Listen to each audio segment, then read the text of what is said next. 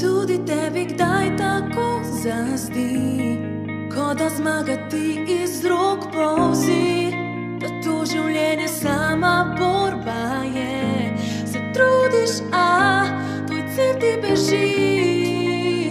Povem naj ti tole, ta dirka, ta borba, se trudiš res preveč in za popolnost se ženeš, čarobno zamujaš, poseljubljen si v njem, zato zaživi, ker ljubljen si.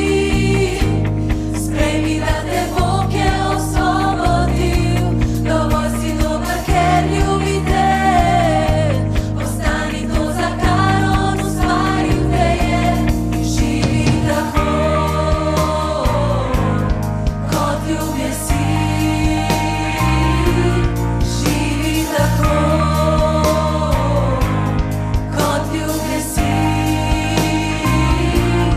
Živi vedoč, da vreden si, da poznaš Boga, ki te drži. On z milostjo te poklical je, pogumno le zaživi v njej. Povem naj ti tole, da Bog vam veruje, ja, spremenil je vse. Ni več krivde, sramu, Bog odstranil je vse. Napisan dal je v srce, zato zaživi, ker ljubljen si. Sprejmi, da te Bog je osvobodil, dovolj si dober, ker ljubi te. Ostani to, za kar on ustvaril te je, in živi tako,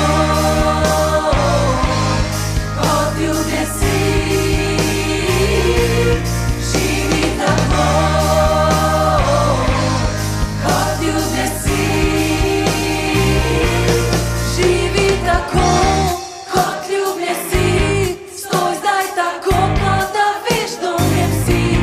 Pokaži vsem, da vera ta tvoje srce je izpolnila, zato zaživi, ker ljubljen si.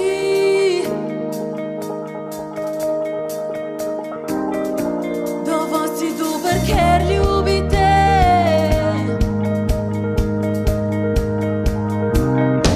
Zato zaživi, ker ljubljen si. Sprejmi, da te Bog je osvobodil, dovolj si dober, ker ljubi te. Ostani to, za kar on ustvaril te je, in živi tako, kot ljubljen si. Živi tako, kot ljubljen si. Živi tako, kot ljubljen si. Stoj zdaj tako, kot da veš, do njem si. Pokaži vsem, da vera ta tvoje srce je izpolnila. Živi tako, kot ljubljen si. Stoj zdaj tako, kot da veš, do njem si. Pokaži vsem, da vera ta tvoje srce je izpolnila. Da ljubljen si. Kakšno cerkev si želi Bog? Zadnjič smo povedali, da cerkev ni zgradba, ampak ljudje, v kateri je duhovno življenje, delovanje Boga. Bog si želi cerkev, v kateri lahko deluje, spreminja življenja in razodeva svojo milost, ljubezen in čudeže. Verjetno je to eden največjih izzivov za cerkev v današnjem času, še posebej za Evropo. Kaj pomeni, da Bog deluje, spreminja človeška življenja? Danes imamo različne cerkve, ki na različne načine učijo, prakticirajo duhovno življenje. Vsi se od nekoga učimo, iščemo smisel najboljšega življenja, pa če to gre za cerkev ali kakšenkoli drugi svetonazor. Kristjani se na prvem mestu moramo učiti od Jezusa. Kaj je Jezus učil in delal? je najbolj pomembno za vsakega kristjana. Nekaterim se zdi to preveč duhovno, da Jezus je učil na zelo praktičen način, ki se ne tiče samo kristjanov, ampak lahko rečemo vseh ljudi. Če namreč ljubite tiste, ki ljubijo vas, kakšno plačilo vas čaka? Mar tega ne delajo tudi cestninarji? In če pozdravljate le svoje brate, kaj delate posebnega? Mar tega ne delajo tudi pogani? Bodite torej popolni, kakor je popoln vaš nebeški Oče. Jezus tukaj uči, da naj ljubimo vse ljudi. Jezus omeni še posebej dve skupini ljudi, cestninarje in pogane. Cestninarji so bili judovski uradniki, ki so za Rimljane in njim podrejene vladarje pobirali različne neposredne davke in carine. Lahko bi jim rekli tudi davkarji ali cariniki. Ker so ti uradniki radi zlorabljali svojo službo in krivično bogateli in ker so seveda sodelovali z rimskim okupatorjem, so jih pobožji Judje imeli za izdajalce in prevarante. Prav tako pogani, ker niso živeli po judovskih pravilih, so bili od Judov zaničevani. Jezus izpostavi ti dve skupini, ki sta bile dobesedno osovraženi od Judov, da jih naj sprejmejo, spoštujejo in izkazujejo ljubezen. Jezus jasno pove, če to delajo samo tistim, ki so njihovi bratje, da ne delajo nič posebnega. Izziv je, da smo naj popolni, kakor je popoln nebeški Oče, zaključi Jezus. Bog, nebeški Oče, je dal življenje vsem nam. Ljubi vse ljudi, saj je poslal svojega Sina, da odreši vse ljudi. In tisti, ki ga sprejme za svojega odrešenika, bodo odrešeni. Jezus je zelo jasno učil svoje učence, kakšno cerkev si želi Bog. Cerkev, ki na prvem mestu širi brezpogojno Božjo ljubezen, kjer se gradijo in ne uničujejo človeški odnosi. Tako duhovno, slepo je govoriti, da smo kristjani, pa ne verujemo in ne poznamo Jezusovih besed. Dejstvo je, da tam, kjer so ljudje sprejeli Jezusove besede, so vedno bile čudovite spremembe v življenju posameznikov in družbe. Lahko naštejemo nekatere znane ljudi današnjega časa. Martin Luther King, ki je vodil afroameriško gibanje za državljanske pravice. Nelson Mandela, ki je popeljal Južno Afriko v svobodo. Lahko rečemo celo nekrščanski voditelji, na katere so imele Jezusove besede močan vpliv, so prinašali čudovite spremembe. Gandhi je popeljal do neodvisnosti Indijo in navdihnil gibanja za državljanske pravice in svobodo po vsem svetu. Kakšno cerkev si želi Bog? V centru morajo biti Jezusove besede, njegov nauk. Včasih cerkev samo moralizira ali politizira. Jezus pa želi, da so spremenjena naša življenja, našo sebično razmišljanje in dejanja. Jezus nas kliče na učeništvo. Še preden se je začela cerkev, je Jezus poklical prve učence. Začel jih je učiti o resnici, ki lahko edina nahrani človeško duhovno lakoto. Jezus na prvem mestu 3 leta posvetil svojim učencem, lahko bi rekli intenzivnega, praktičnega urjenja z visoko stopnjo nanašanja na vzor, ki je bil Jezus. V kakšni kondiciji je danes cerkev? Sam kot pastor se večkrat sprašujem, je v centru mojega življenja, mojega pridiganja Jezus, njegov nauk, se učim od njega, sledim njemu. Poglejmo Jezusove besede. Ko je Jezus zaključil znameniti govor na gori, lahko bi rekli briljantno učenje za našo praktično življenje, je dejal: zato je vsak, ki posluša te moje besede in jih uresničuje, podoben preudarnemu možu, ki je zidal svojo hišo na skali. Ulila se je ploha, pridrlo je vodovje in zapihali so vetrovi ter se zagnali v to hišo. In vendar ni padla, ker je imela temelje na skali. Kdor pa te moje besede posluša in jih ne uresničuje, je podoben nespametnemu možu, ki je zidal hišo na pesku. Ulila se je ploha, pridrlo je vodovje in zapihali so vetrovi. Zagnali so se v to hišo in padla je. In njen padec je bil velik.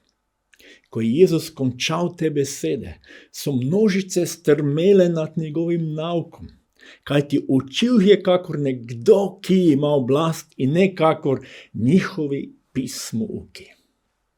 Kaj je učil Jezus? Zato je vsak, ki posluša njegove besede in jih uresničuje, podoben preudarnemu možu, ki zida svojo hišo na skali. Preudarnost je razumnost, premišljenost, preden nekaj naredimo.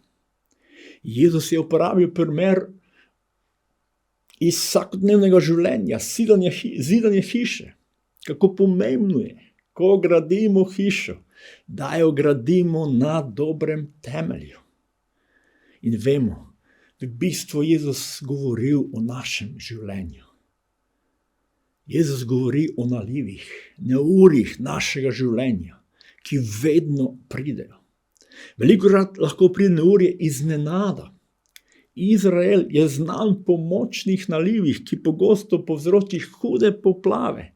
In kar ni bilo na dobrem temelju, je voda uničila. Danes nas mogoče neurje več tako ne preseneti, ker lahko vsi spremljamo radarsko sliko padavin na mobitelu.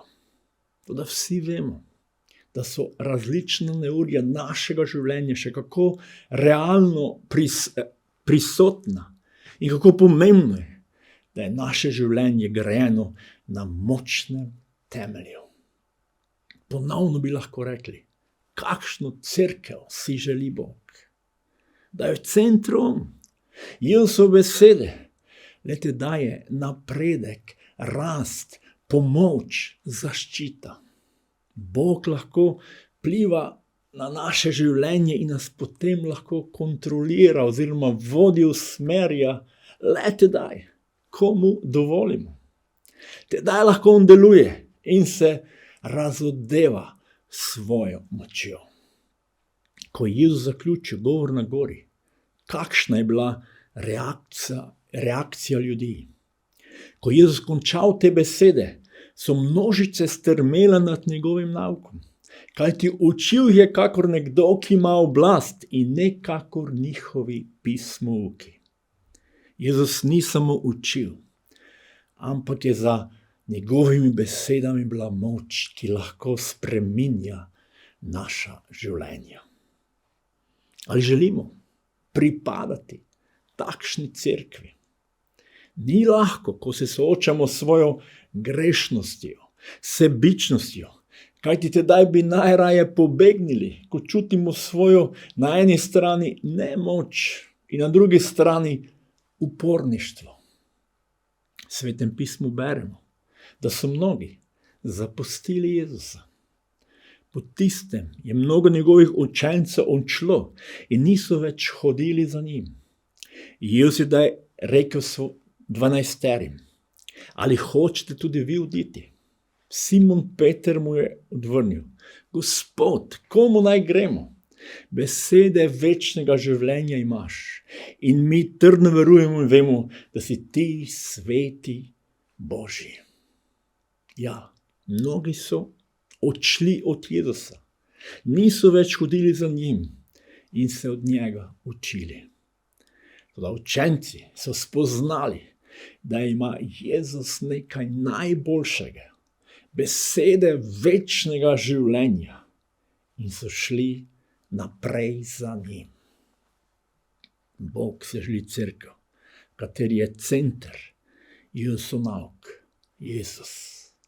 In vsi njegovi učenci, ki se od njega učijo. Amen. Ali želimo biti takšna cerkev? Ali želimo slediti Jezusu? Ali želimo postaviti njega v center našega življenja? Se učiti od njega, spoznavati njegov nauk, spoznavati to, kar ima on resnično za naše življenje. Če je vaš da, združimo se skupaj v molitvi in predajmo vse v njegove roke. Jezus, hvala ti za tvojo besedo in Bog, hvala ti za tvoj načrt, za cerkev, katero ti želiš imeti in kakšna je bo. In mi ti odpiramo naša srca in Sveti Duh, daj nam moč, pomagaj nam, da se učimo vedno postavljati Jezusa v center našega življenja. Njegove besede, njegov nauk. Pomagaj nam, daj nam moč, da lahko živimo po njih, da nas ti lahko spreminjaš in oblikuješ. Jezus, to te prosimo v tvojem imenu. Amen. In prejšnjo nedeljo smo imeli volitve in čas je, da se tudi zahvalimo za ta čas. In tudi nove voditelji, kateri do prišli ali vodili našo deželo, da prosimo za Božji blagoslov, za Božjo modrost in Božje vodstvo in prinesemo še to molitev vsi skupaj pred našega Boga. Vsemogočni Bog, hvala ti tudi za našo deželo Slovenijo, Gospod, hvala ti za naše voditelje. Tudi ko prihajajo spremembe, mi te, Gospod, prosimo za tvojo milost, za tvoje vodstvo, za tvoj blagoslov. In Gospod, zato mi že zdaj blagoslavljamo novo vlado, ki jo bomo dobili. Jezus, želimo tvojo pomoč, želimo tvoj blagoslav. Zato molimo in blagoslavljamo tudi naše voditelje. Amen. Božji blagoslav in lepo nedeljo.